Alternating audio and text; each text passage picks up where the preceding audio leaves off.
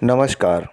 निःशुल्क विधिक सलाह के प्रांगण में आपके आगमन का हार्दिक स्वागत और अभिनंदन।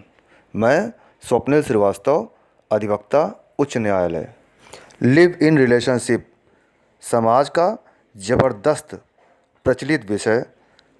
खास बात यह है कि ये जितना प्रचलित है उतना ही संवेदनशील भी है और आज तक भारत में लिव इन रिलेशनशिप पे किसी भी तरह का कोई अलग से अधिनियम बन नहीं पाया है। ज़बरदस्त प्रचलन, संवेदनशीलता, इसकी वैधता और अवैधता, चलिए आज इसी पे बात करते हैं। सर्वोच्च न्यायालय ने दो वयस्क स्त्री और पुरुष को पति पत्नी की तरह बिना शादी किए एक साथ पारिवारिक जीवन जीने का अधिकार दे रखा है, जिसे विधायिका भी वैध मानती है। लड़का और लड़की का यही पारिवारिक जीवन लिव इन रिलेशनशिप कहलाता है और प्रचलन इतना ज़बरदस्त कि आज के परिवेश में बहुत से लड़के लड़की शादी के पहले एक दूसरे के साथ लिव इन रिलेशनशिप में रहना चाहते हैं, उन्हें जानना चाहते हैं, एक दूसरे को पहचानना चाहते हैं और ये वैध भी है। एक बात ये बताना चाहूँगा कि किसी भी विषय पे यदि कोई अधिनियम नहीं बना है तो माननीय सर्वोच्च न्यायालय के जो निर्णय होते हैं वही कानून की तरह काम करते हैं। कहने का आशय यह है कि वही कानून होते हैं। लिव इन रिलेशनशिप पे कोई अलग से अधिनियम तो आया नहीं, किंतु जब 2005 में घरेलू हिंसा अधिनियम आया तो उसकी धारा 2F में लिव इन रिलेशनशिप को परिभाषित किया गया है और इसमें रहने वाले सभी वयस्कों को संरक्षण भी प्राप्त है।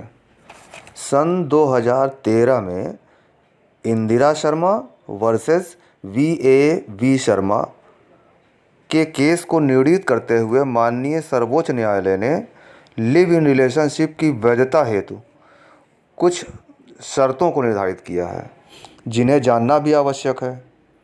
तो चलिए आज सुप्रीम कोर्ट द्वारा निर्धारित इन शर्तों में से जो मुख्य हैं उनका चित्रण करता हूँ।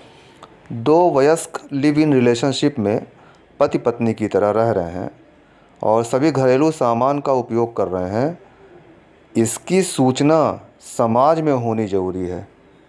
दूसरी मुख्य शर्त, लिव इन रिलेशनशिप में रहने वाले जो भी वयस्क हैं वो अगर पहले से शादीशुदा हैं, मतलब उनकी वैध शादी हुई है, तो लिव इन रिलेशनशिप में नहीं रह सकते, ये अवैध होगा। यदि संतान है तो इनके भरण पोषण की माता पिता का पूरा प्यार दोनों वयस्कों को, मतलब उसके माता पिता को देना बहुत ज़रूरी है और सर्वोच्च न्यायालय ने तो इसे कानूनी वैधानिक जिम्मेदारी बताया है।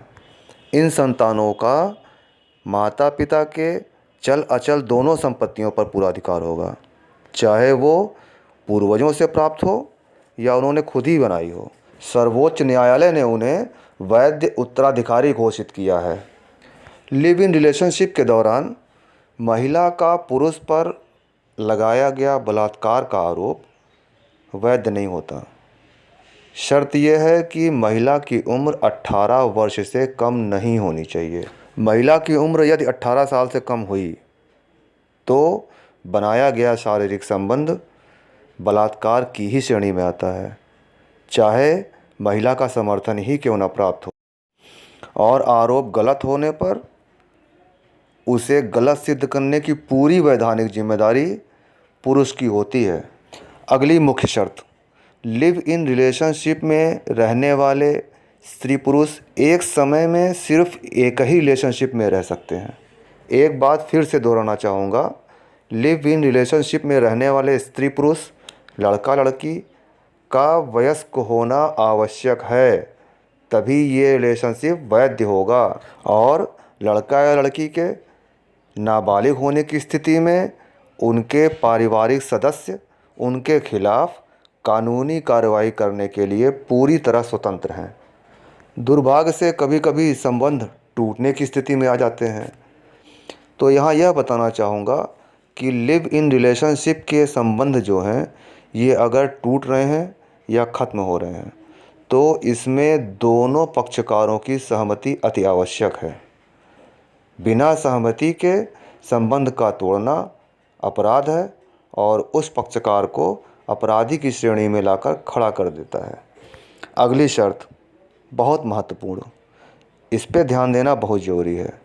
संबंध टूटने के बाद महिला पक्षकार को वो सभी अधिकार प्राप्त हैं जो एक वैध पत्नी को प्राप्त होते हैं, जिसमें घरेलू हिंसा का संरक्षण, प्रॉपर्टी पर अधिकार, संतानों को विरासत का अधिकार और भरण पोषण, जिसे गुजारा भत्ता भी कहा जाता है, ये सारे अधिकार महिलाओं के पक्ष में वैधानिक रूप से उपस्थित हैं और इनकी उपस्थिति इस प्रचलित लिव इन रिलेशनशिप को संवेदनशील भी बना रहे हैं। विश्वास है लिव इन रिलेशनशिप के इस सजीव चित्रण का प्रयास आपको पसंद आया होगा। आपको कानूनी सलाह देना या ज़रूरत पड़ने पर आपका कानूनी सहयोग करना हमारा सौभाग्य होगा। तो किसी भी तरह के कानूनी सलाह या सहयोग के लिए आप मुझसे निसंकोच इस नंबर पर संपर्क कर सकते हैं। बहुत धन्यवाद।